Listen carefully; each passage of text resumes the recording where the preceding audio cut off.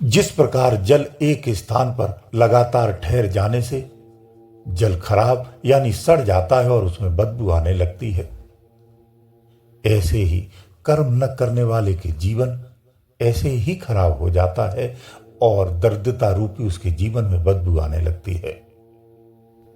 विद्वानी कहते हैं कि जीवन नहीं, ये संसार कर्म प्रधान है। लेकिन आपको ये चीज कान खोल के सुन लेना चाहिए कि ये संसार कर्म प्रधान है कि नहीं है, लेकिन ये यथार्थ है कि तुम्हारा जीवन कर्म प्रधान है और तुम्हें कर्म करना ही पड़ेगा। जीवन जीने के लिए कर्म करना पड़ेगा, जीवन बचाने के लिए कर्म करना पड़ेगा। संसार का कोई भी जीव हो, छोटे से छोटा, बड़े से बड़ा, किसी भी योनि में क्यों न हो, बिना कर्म के एक क्षण भी नहीं रह सकता है। वो हर क्षण कोई न कोई कर्म करता ही करता है। जब व्यक्ति सो जाता है, खाली बैठा होता है, उस वक्त भी कर्म कर रहा होता है, क्योंकि कर्म रुकता ही नहीं है। स्थूल में नहीं करता तो सूक्ष्म में करता है, विचारों के रूप में करता है, लेकिन कर्म लगातार होता रहता है। कर्म की इसी स्थिति को, जो प्रत्यक्ष और अप्रत्यक्ष रूप में है, इसी स्थिति को ज्ञानी कर्म बंधन कहते हैं। जीव इसी कर्म बंधन में बंधा हुआ है। जो केवल शरीर से आप बाहर कर्म करते हैं, ये केवल कर्म नहीं है। इस शरीर में द्वारा होने वाले कर्म के पीछे की जो प्रेरणा है, वो कर्म की मूल है, वहीं से कर्म उत्पन्न होता है। तो वो तो रहने वाला है, वो तो नष्ट नहीं होगा। उसके नष्ट होने से ये जीवन नष्ट हो जाएगा। तो जीवन है तो कर्म भी रहेगा, ये निश्चित कर लो। दूसरा अटल सत्य यह है कि आप जो भी कर्म करेंगे, उस कर्म का परिणाम भी निश्चित है। तो यहां कर्मों को दो रूप में देख लिया जाता है। वैसे शास्त्रों के अनुसार कर्म, अकर्म, विकर्म, और इसके अलावा भी अलग अलग शास्त्रों में, वेदों में दिया हुआ है। कर्मों की कई रूपों में परिभाषा है, लेकिन वहां न जाकर के अपने व्यवहारिक भाषा में समझने का प्रयास करते हैं। तो यहां कर्मों को दो रूप में ले लेते हैं, एक अच्छे कर्म और एक बुरे कर्म।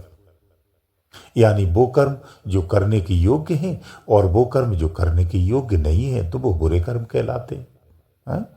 तो अच्छे और बुरे कर्म, लेकिन आप अच्छे कर्म करेंगे और बुरे कर्म करेंगे, दोनों के परिणाम मिलने हैं, लेकिन कर्म बंधन से मुक्ति नहीं है दोनों रूपों में। तो पहले तो ये समझ लेते हैं छोटी सी दो शब्दों में कि अच्छा कर्म किसे कहते हैं। आज एक बहुत बड़ा भ्रम दूर कर देते हैं। अच्छा कर्म लोग अक्सर कर दूसरों की इच्छाओं की पूर्ति करने को अच्छा कर्म मानते हैं। दूसरों के सपनों को पूरा कर देने से, उनके इच्छा के अनुसार उनके जीवन को उनके जैसा बना देने से या सहयोग कर देने से अच्छा कर्म कहते हैं। लेकिन मैं यहां पर थोड़ा सा आगे हट करके कहेंगे, ये अच्छा कर्म हो सकता है, लेकिन वास्तव में जो अध्यात्म उन्नति के लिए कर्म चाहिए, वो नहीं हो सकता है। सच्चा परमार्थ क्या है? सच्चा परमार्थ वो है, यानी सच्चा सत्कर्म वो है कि तुम्हारे कर्म के द्वारा किसी की आत्म शांति को उत्पन्न कर देना या प्रदान कर देना। तुम्हारे कर्म से अगर किसी को आत्म शांति मिलती है, तो तुम्हारा सच्चा सत्कर्म है, सच्चा परमार्थ है। यह तुम्हारी अध्यात्म उन्नति को बल दे सकता है या तुम्हारे पुण्य को निश्चित रूप से बल दे सकता है। तो वो तुम किसी की इच्छाओं की पूर्ति करो या ना करो, परंतु ऐसा कर्म करो जिससे दूसरे की आत्मा को शांति मिले, आत्मिक सुख प्राप्त हो, आत्मिक खुशी प्राप्त हो, वो सत्कर्म है। ठीक इसके विपरीत आ जाओ, बिल्कुल मूल की बातें हैं ये। ऐसा कर्म जो किसी आत्मा को कष्ट दे, उसकी भावनाओं को, विचारों को कष्ट दे, वो बुरा कर्म हो भी सकता, नहीं भी हो सकता है। उसकी सत्यता स्पष्ट नहीं की जा सकती है, लेकिन ये सत्य स्पष्ट है। तुम्हारे कर्म के द्वारा अगर किसी की आत्मा को कष्ट पहुंचता है, आत्मिक कष्ट होता है, तो इससे बुरा कर्म कोई दुनिया में नहीं होता है। यही वास्तव में बुरा कर्म है। तो हित और अनहित का जब शब्द आता है, तो वास्तव में सच्चे और शुद्ध हित और अनहित यही है, यही यथार्थ है। तो तुम्हारे सत्कर्म, अगर वास्तव में तुम सत्कर्म करते हो, तो तुम्हारे सत्कर्म तुम्हें स्वर्ग की इच्छा की पूर्ति कर देंगे। वहीं अगर आपके दुष्कर्म है, तो स्वर्ग की इच्छा आपकी या स्वर्ग का सपना नष्ट करने वाले हैं। आप स्वर्ग सुख से वंचित होने वाले हैं। यानी दुष्कर्म जो होते हैं, वो आपको नरक के सुख प्राप्त करने में सक्षम होते हैं और आपकी नरक के सुखों की इच्छा की पूर्ति कर देते हैं। संसार में बहुत तेजी से ऐसे लोगों की संख्या बहुत अधिक बढ़ रही है। कैसे लोगों की? जो नरकी जीवन जीना चाहते हैं, नरकी सुखों को अधिक पाना चाहते हैं, उनकी उधर इच्छा अधिक है। नरकी सुखों में ही आनंद भोगना चाहते हैं, ऐसे लोगों की संख्या बहुत तेजी से बढ़ रही है। ऐसे लोगों के सम्मुख सत्कर्मों की इच्छाएं महत्वहीन हो जाती हैं, बल्कि लुप्त हो जाती हैं। मैं बहुत कठोरता से कहना चाहता हूं, अगर टोने और टोटके में आप फंसे हुए हैं, तंत्र और मंत्रों में फंसे हुए हैं, तो आप रावण संहिता से ही चल रहे हैं।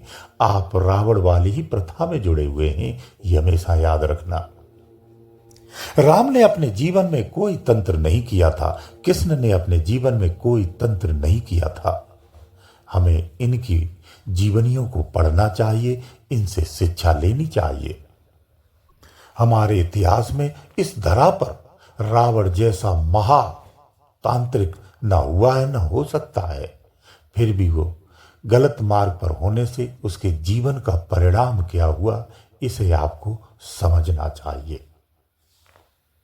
वो एक साधारण राम के सम्मुख किस तरह से नष्ट हुआ, इस परिणाम से आपको सीख लेनी चाहिए। वर्तमान में संसार अंधकार की ओर तेजी से बढ़ रहा है। अंधकार और अंधविश्वासों में बहुत तेजी से फंसता जा रहा है। इस अंधकार की गलियों में पाखंडियों ने अपनी दुकानें सजा रखी हैं, जहां लोगों को भर भर के लूट रहे हैं और लोग लूटने के लिए भी तैयार हैं। इस तरह से अंधकार युक्त मान्यताओं से लोगों का एक सैलाब आ गया है। हमें इन सब से बचना चाहिए, हमें इन सब से बाहर निकलना चाहिए। तो इनसे बाहर निकलने का तरीका क्या है? तुम्हारा विवेक है, यही तुम्हें सत्य की ओर ले जा सकता है। दूसरा और कोई पावर नहीं है, इससे बड़ा भी कोई पावर नहीं है, यह भी आपको समझना चाहिए। तो जो अपने विवेक से जीवन जीता है, वो अंधकारों की गलियों में जाने से बच जाता है, अपने अहितों से बच जाता है, दरिद्रता और कष्टों से बच जाता है, आने पर भी अपने आप को बचा लेता है। जितनी अंधकार और अज्ञान की गलियों में प्रवेश करोगे, जीवन उतना ही आपका भयभीत रहना है, कष्टों में रहना है, कलेशों में रहना है।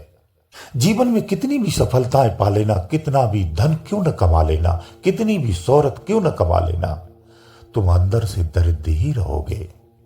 तुम्हारा निजी जीवन दरिद्रता भरा ही होगा। अगर तुम भोगी से योगी बन जाओगे, भोगी का जीवन छोड़कर अगर योगी का जीवन अपना लेते हो, तो आपका विवेक भी जाग जाएगा और आपको जीवन के संपूर्ण सुख प्राप्त हो जाएंगे। तो तुम सत्कर्मों के फलों को प्राप्त करते हुए स्वर्गवासी हो जाओगे और सदा सदा के लिए हो जाओगे। तुम्हारे स्वर्गवासी की ही अगर कल्पना है, तो इतना पुण्य कमाओ, इतनी पुण्य पूंजी एकत्रित करो कि एक लंबे समय तक आप स्वर्ग के वासी रह सकें, स्वर्ग में रह सकें। वहीं अगर आप योगी बन जाते हैं तो आप स्वर्ग से भी श्रेष्ठ सुख को प्राप्त कर सकते हैं, जो परम सुख है, जो सदा सदा के लिए है, जिसकी एक बार प्रवेश होने के बाद फिर वापसी नहीं होती है। वहां सदा के लिए आवागमन मिट जाता है और समस्त सुखों के परे का जो सुख है, जो परमानंद है, वो प्राप्त हो जाता है। इसलिए योगी बनना परम आवश्यक है। आप ग्रस्त जीवन में भी योग करना चाहिए। गुरुदेव दयालु।